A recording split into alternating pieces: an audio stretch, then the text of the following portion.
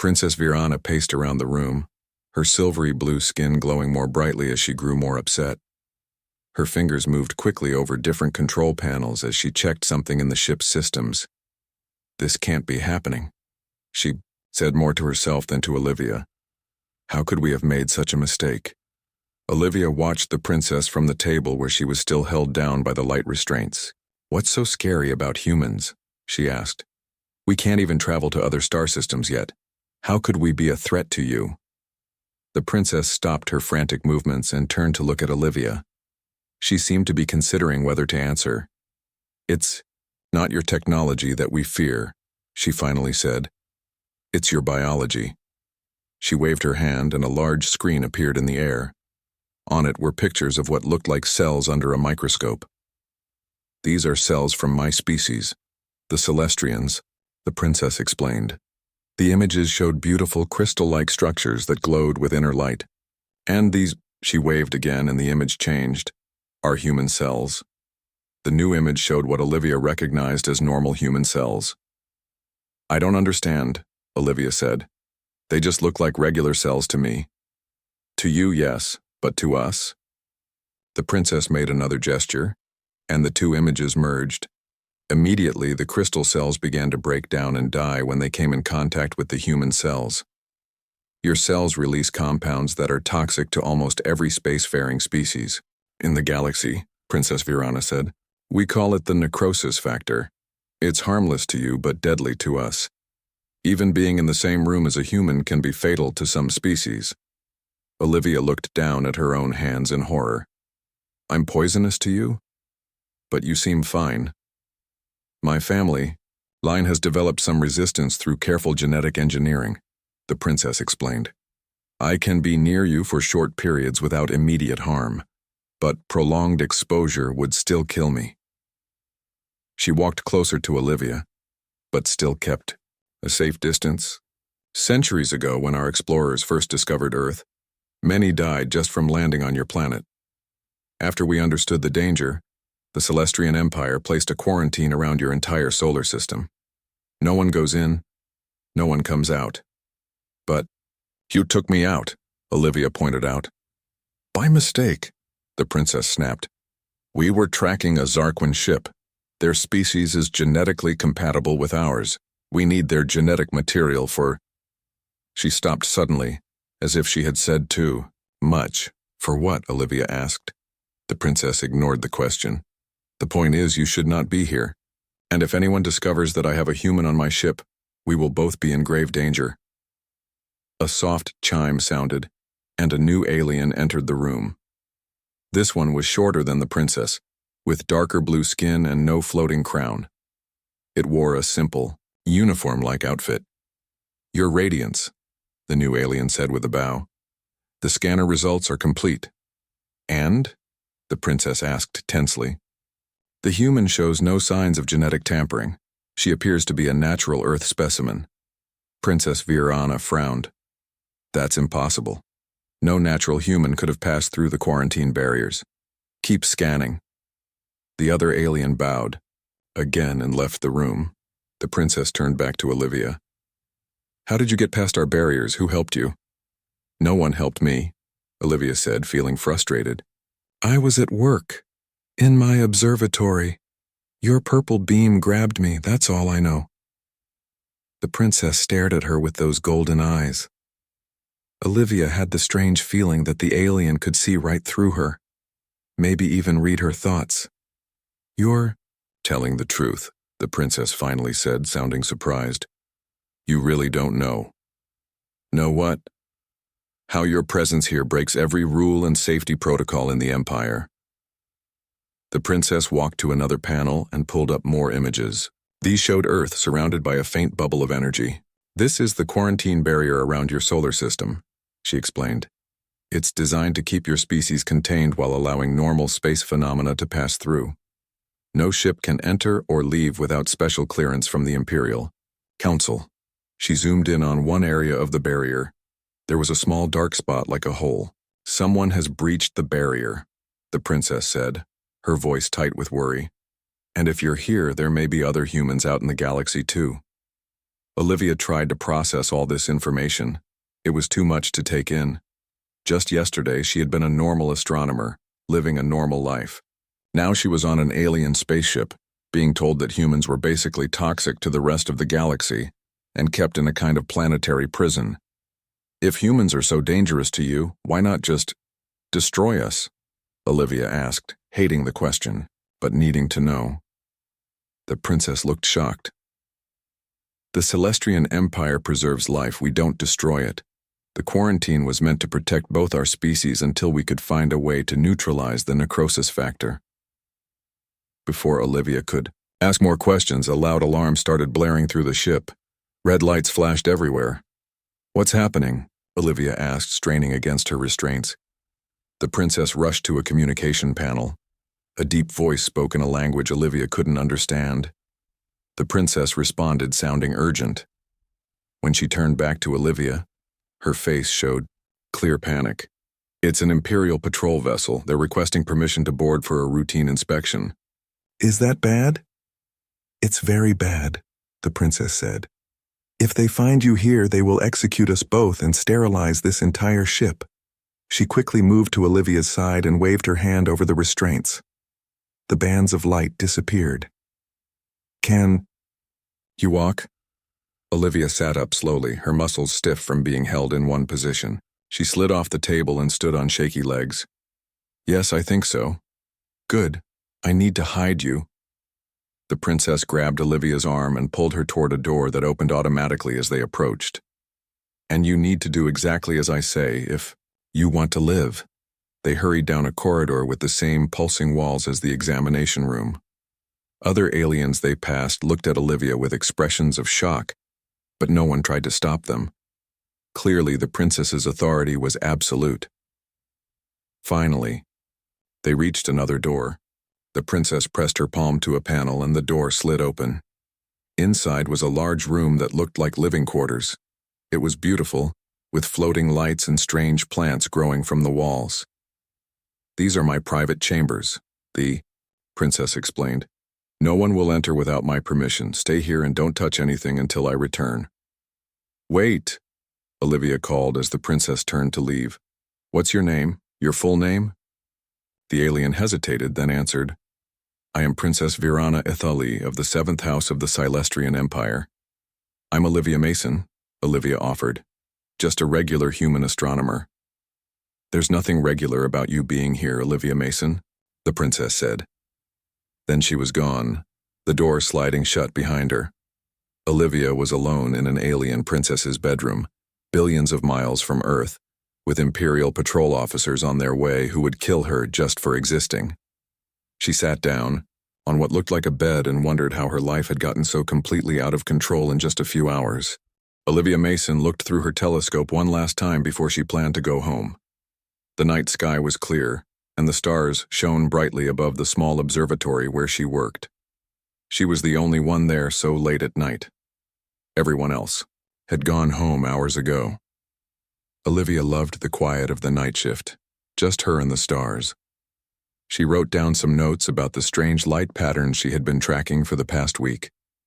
Something was different about them. They didn't match any known star or planet pattern she had studied before. As she bent over her notebook, the lights in the room flickered. Olivia looked up, thinking it might be a power surge. The old observatory had electrical problems sometimes. But then the lights flickered again, and this time they stayed off for several seconds. Great, Olivia muttered. Just what I need. She reached for her flashlight in the drawer, but before she could grab it, a bright purple light shot through the ceiling. It was like nothing she had ever seen before. The beam was solid and strong, cutting through the concrete roof like it was paper. The purple light grew wider and brighter. Olivia tried to move away, but she couldn't. The light had her frozen in place. She felt a strange tingling all over her body, like tiny electric shocks. Then she began to rise off the ground. Her feet left the floor as the purple beam lifted her up toward the ceiling. Her long brown hair floated around her face. Her white lab coat billowed around her as if she were underwater. She tried to scream, but no sound came out. The last thing Olivia saw was her own reflection in the large telescope lens. Then everything went black. When Olivia opened her eyes, she was lying on a smooth, cold surface. It took her a moment to focus. The ceiling above her was not the familiar dome of the observatory. Instead, it was made of some kind of metal that glowed with soft blue light. She tried to sit up but found she couldn't move. Something was holding her down. She looked down at her body and saw thin bands of light across her wrists, ankles, and waist. They weren't solid, but they held her in place as effectively as metal chains would have. The room around her was unlike any she had ever seen. The walls seemed to be alive, pulsing with gentle waves of blue-green light. Strange symbols floated in the air, moving and changing. The air smelled sweet, like flowers she couldn't name. Olivia heard a soft sound and turned her head as far as she could. A figure stood with its back to her, looking at one of the floating symbols. The figure was tall and slender, with skin that shimmered like it was covered in tiny diamonds. Its skin was a pale blue color that reminded Olivia of the morning sky. The figure wore what looked like a crown of floating crystals around its head. Long, silvery hair fell down its back. The clothes it wore seemed to be made of light itself, flowing and changing colors softly.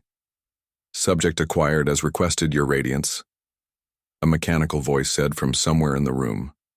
The figure turned slowly to face Olivia. It was clearly female, with a face that was almost human but not quite. Her eyes were large, shaped like almonds, and glowed a bright golden color. She had no visible nose, just two small slits.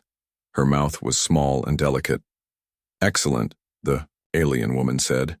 Her voice was beautiful like music, but Olivia didn't hear it with her ears. It seemed to sound directly in her mind. The Zarquin specimen will provide valuable genetic material for our hybridization program. The alien woman walked toward Olivia with graceful steps. She moved like a dancer, barely seeming to touch the floor. As she got closer, she reached out one slender hand with 6 long fingers.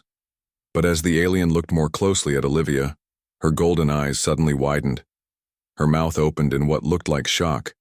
She stumbled backward, knocking into a floating tray of strange tools that clattered to the floor. "This isn't Zarquin," she hissed to someone Olivia couldn't see. "This is human." The word human seemed to echo around the room.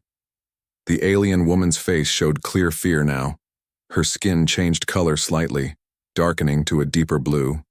The floating symbols in the room began to flash red. "Impossible," the alien woman whispered. "Humans are contained. Their system is under quarantine. Check again." Another alien came into Olivia's view. This one was smaller with darker skin and no crown. It held up a small device and pointed it at Olivia. "Confirmed, Your Radiance. The specimen is human, female, from the planet designated as Earth." The crowned alien, clearly someone important, began to pace back and forth. Her movements were no longer graceful but jerky with what seemed like panic. "This cannot be," she said. "If a human is here, then the quarantine has been breached. Do you understand what this means?" The smaller alien backed away. "I will alert the security team, Princess Virana." So she was a princess. Olivia watched as Princess Virana continued to stare at her with those golden eyes. The fear in them was unmistakable. But there was something else too. Curiosity, perhaps. "How did you get here, human?" Princess Virana asked, her mental voice shaking slightly. "How did you break through our barriers?" Olivia found that she could speak, though her voice came out rough and dry. "I didn't do anything. I was at my observatory. You took me." The princess shook her head, the floating crystals of her crown tinkling softly. "Impossible. We were tracking a Zarquin diplomatic vessel. Our sensors must have malfunctioned." She turned to a panel on the wall and waved her hand over it. More symbols appeared. "Lock down the ship. No one enters or leaves until I understand how this happened." Princess Virana turned back to Olivia, keeping her distance. "Do you have any idea what you are, human? Do you know why my people fear you?" Olivia shook her head as much as the restraints would allow. "I'm just an astronomer. I look at stars. I'm not dangerous." The princess made a sound that might have been a laugh, but it held no humor. "Not dangerous? Your kind nearly destroyed my civilization when we first met, just by existing." Olivia didn't understand. How could humans be dangerous to these advanced aliens who had ships that could travel between stars and technology that seemed like magic? But the fear in the princess's eyes was real. Something about humans terrified her, and now Olivia was trapped on her ship, far from Earth, with no idea if she would ever see home again. The princess moved to another panel and pressed her palm against it. We need to figure out what to do with you before anyone discovers you're here. If the Imperial Guard learns I have a human on my ship, they will destroy us all. Over the next 2 days, Princess Virana gave Olivia more freedom on the ship. She provided Olivia with a small device that translated the Celestrian language and helped her understand their technology. The princess explained that only her most trusted crew members knew about Olivia. The others were told she was a new alien species being studied. They already think I'm strange for my interest in obscure biology, the princess told Olivia as they worked in her private lab. No one questions my research. Olivia was looking at data about the quarantine barrier around Earth. I still can't believe we've been cut off from the rest of the galaxy for centuries and never knew it.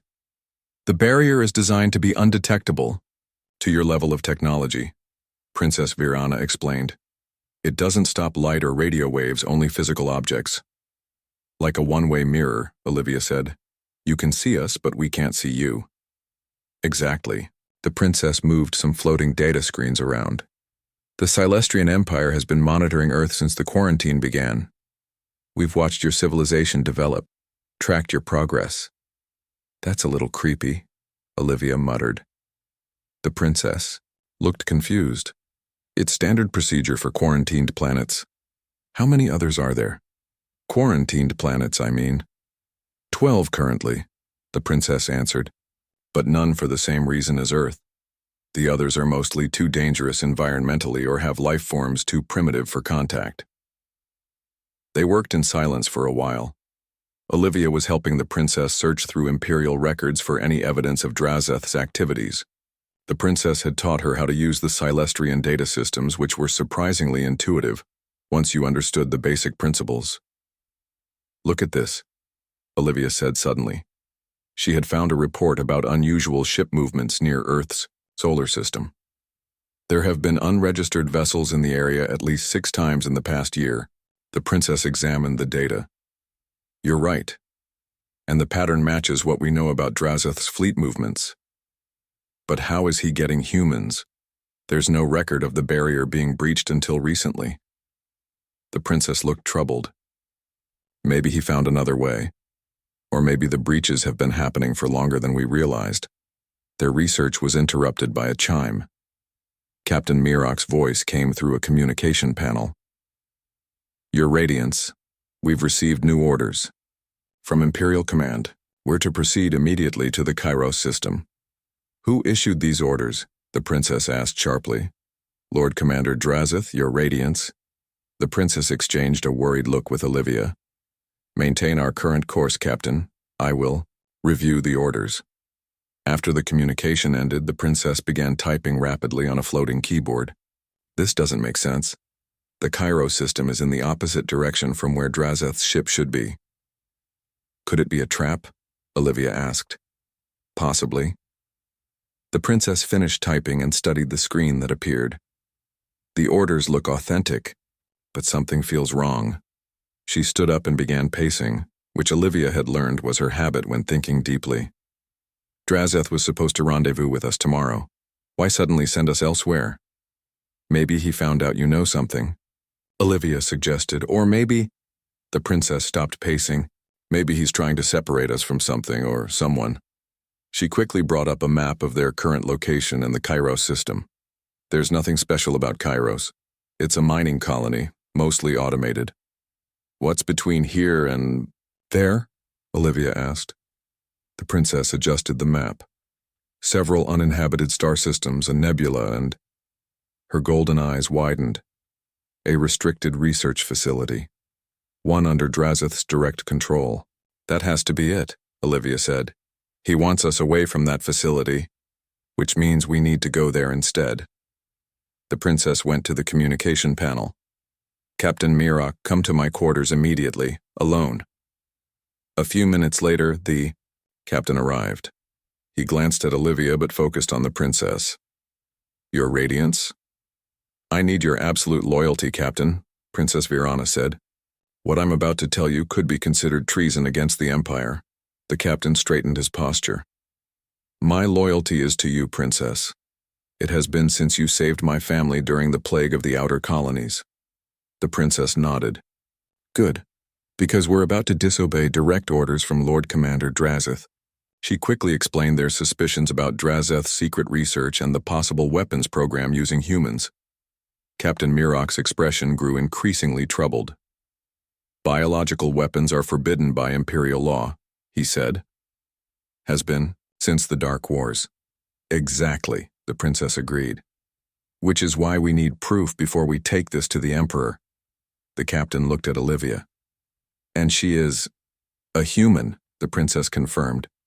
Accidentally taken from Earth when our ship was redirected without my knowledge. To his credit, Captain Mirok showed only slight surprise. I suspected she was not from any known allied species. He turned back to the princess. What are your orders, Your Radiance? Set course for the research facility in the Nexus system. Use the nebula to mask our approach. And tell no one else on the crew where we're really going. After the captain left, Olivia looked at the princess. Will he really keep this secret? Mirok lost his mate to illegal biological weapons during the border conflicts, the princess said. If Drazeth is creating new ones, the captain will do anything to stop him.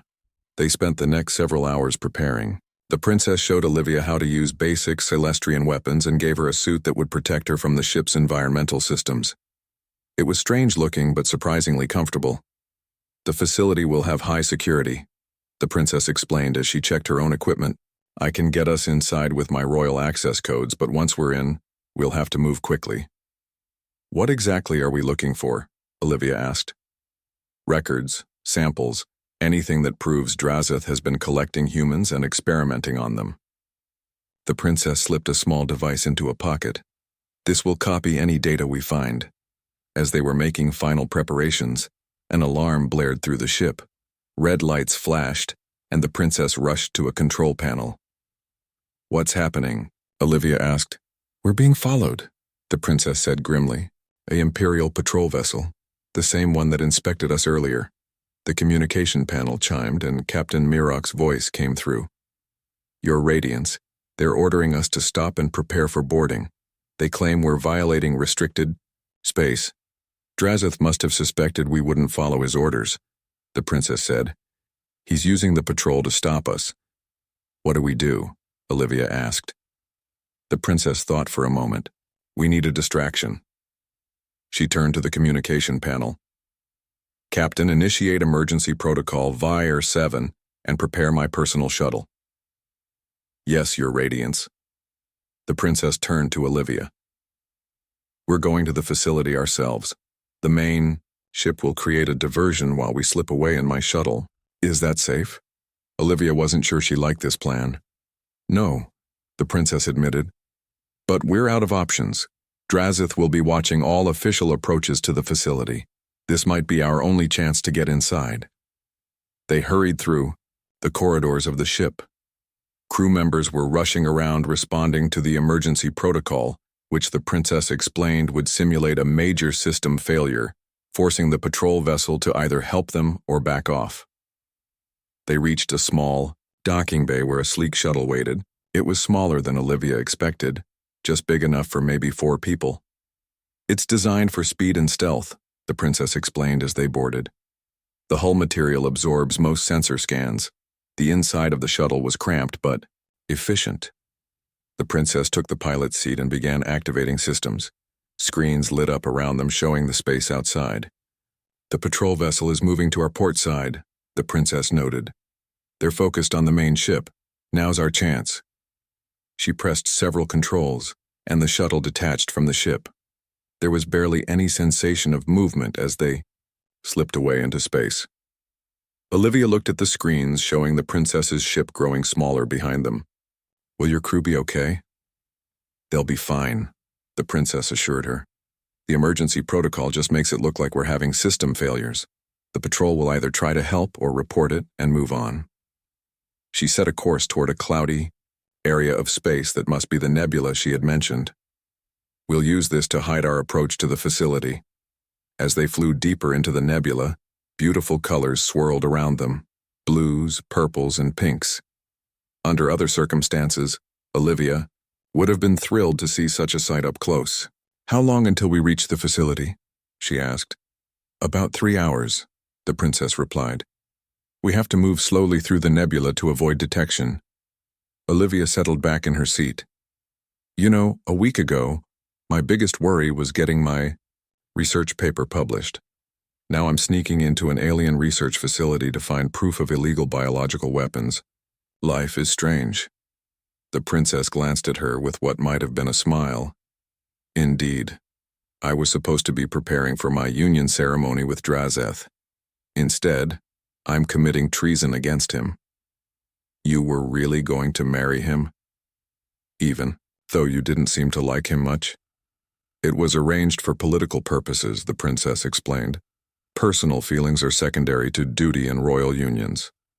"That sounds lonely," Olivia said quietly. Olivia sat in Princess Virana's private room for what felt like hours. She tried not to touch anything, as the princess had warned, but it was hard not to look around. The room was unlike anything she had ever seen. The walls glowed softly, changing colors from blue to purple to pink. Strange objects floated in the air without any visible support. What looked like stars and planets moved slowly across the ceiling in what must be a map of this part of the galaxy. A small noise caught Olivia's attention. Something like a cat, but with 6 legs and blue fur, crawled out from under a piece of furniture.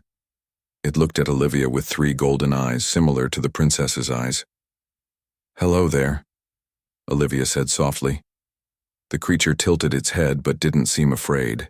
It moved closer, sniffing the air. Just as the creature was about to jump onto the bed beside Olivia, the door slid open. Princess Virana rushed in, looking stressed. The 6-legged cat creature quickly ran to her and climbed up her leg to rest on her shoulder. "The Imperial officers are gone," the princess said. "For now." "What did you tell them?" Olivia asked. "That we were conducting sensitive biological research that couldn't be disturbed." The princess walked to a control panel on the wall. "It won't hold them off forever. They were already suspicious about why we changed course from the Zarquin diplomatic route." Olivia stood up. "So what happens now? Will you take me back to Earth?" The princess turned to look at her. "I can't. Not yet. If I approach the quarantine barrier, the Imperial forces will want to know why. And if they discover I've had contact with a human, they'll assume I'm infected with the necrosis factor. They would never let me return to any Celestian world. So, I'm stuck here." Olivia felt panic rising in her chest. "Temporarily," the princess said. "Until I figure out how you got through the barrier in the first place. Someone must have created a breach, and I need to know who and why."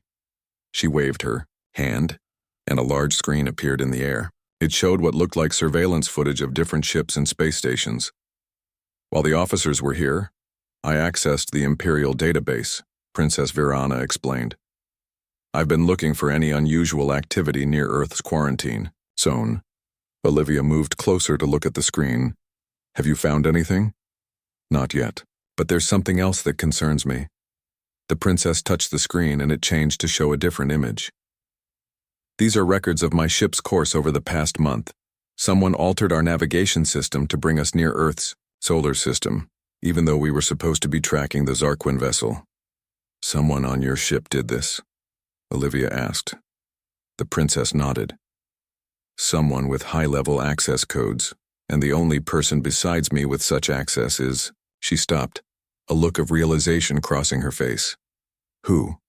Olivia prompted.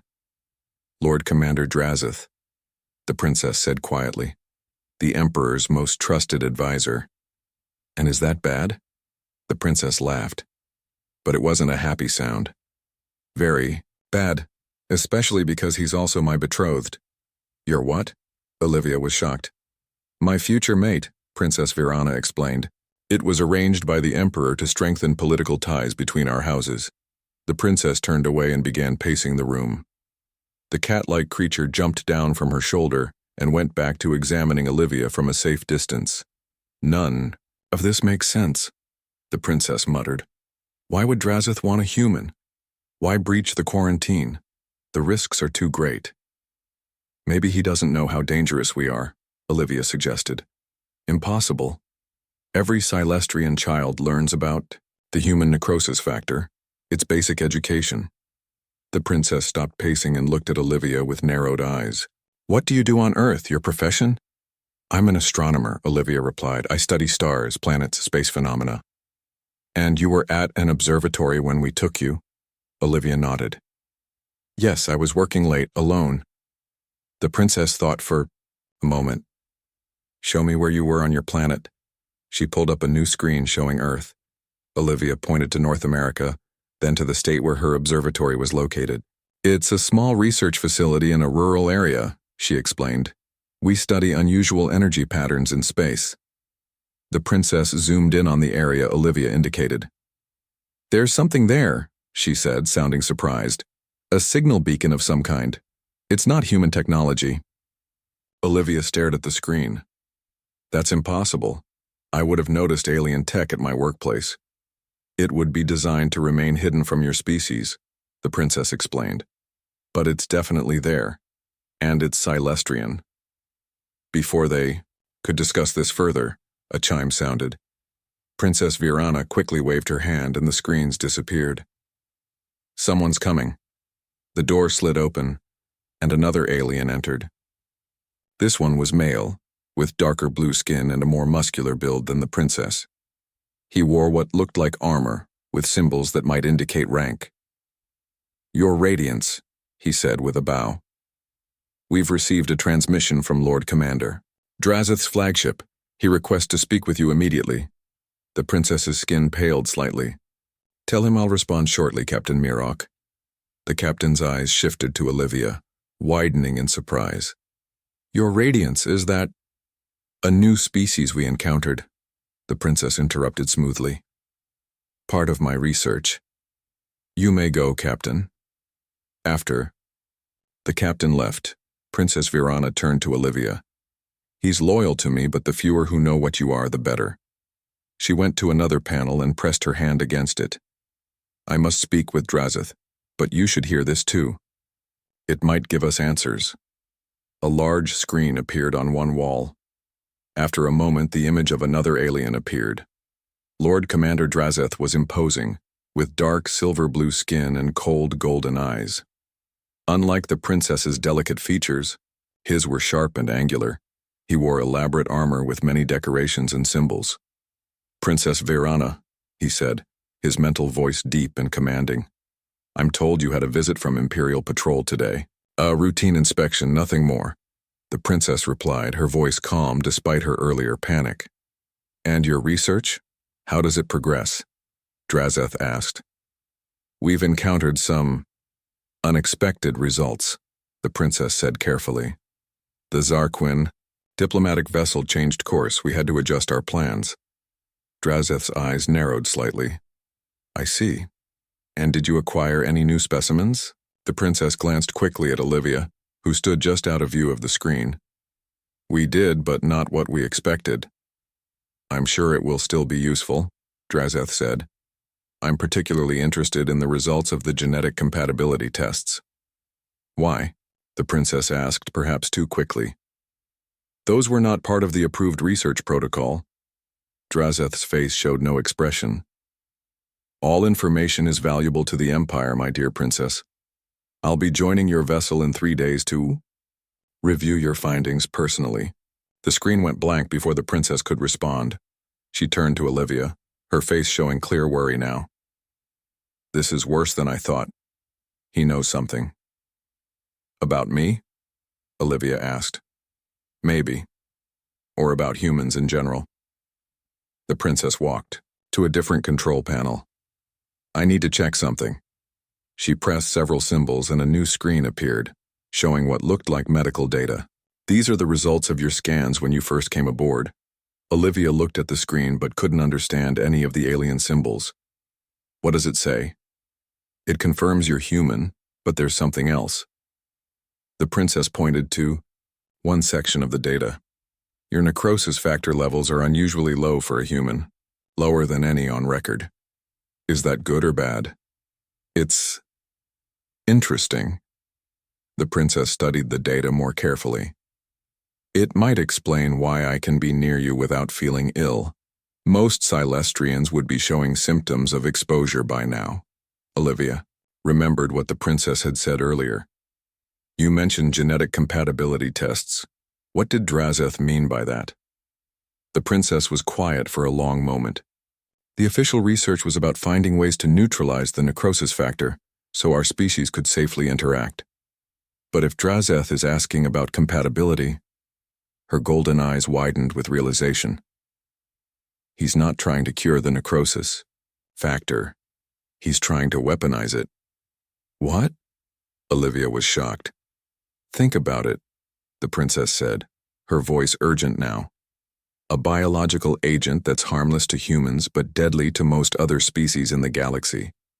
If someone could control it directed against specific targets, it would be a perfect weapon. Olivia finished, feeling sick at the thought. The princess nodded grimly. And if Drazeth has been secretly collecting humans, running tests, trying to isolate and enhance the necrosis factor, she shuddered. The damage could be catastrophic. Olivia sat down on the edge of the bed, trying to process this information. So your fiancé might be creating biological weapons using humans, and in 3 days he's coming here, and will probably kill us both. When he finds out, you know? Princess Virana looked at Olivia with something like respect in her eyes. You understand the situation perfectly. Great, Olivia muttered. What do we do now? We need to find proof of what Drazeth is doing, the princess said, and we need to find it before he arrives.